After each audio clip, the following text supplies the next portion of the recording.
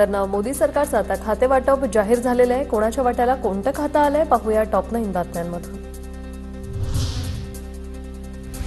मोदी सरकारचं खाते वाटप जाहीर। अमित शहांना पुन्हा केंद्रीय गृहमंत्रीपद, तर राजनाथ सिंह यांची संरक्षण मंत्रीपदी वर्णी।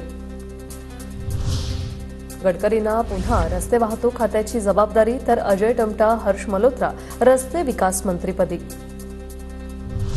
निर्मला सीतारामन पुन्हा अर्थमंत्री, तर जे.पी. नड्डांकडे आरोग्य मंत्रालयाची जबाबदारी। एस जयशंकर पुन्हा परराष्ट्र मंत्री, तर मनोहरलाल खट्टर यांना ऊर्जा मंत्रालयाची जबाबदारी।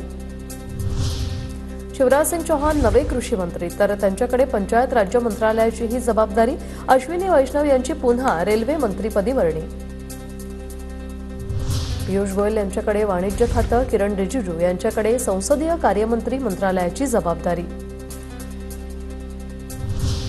प्रतापराव जाधवांकडे आयुष राज्यमंत्री स्वतंत्र प्रभार, तर मुरलीधर मोहोळ नागरी उड्डाण आणि सहकार राज्यमंत्री। चिराग पासवान यांची क्रीडा आणि युवक कल्याण मंत्रीपदी वर्णी, तर रक्षा खडसे यांच्याकडे क्रीडा राज्यमंत्री पदाची जबाबदारी। मोदी सरकारच्या खातेवाटपात सी.आर. पाटलांकडे जलशक्ती मंत्रालय, तर सीताराम मांजींकडे सूक्ष्म लघु आणि मध्यम उद्योग मंत्रालयाची जबाबदारी।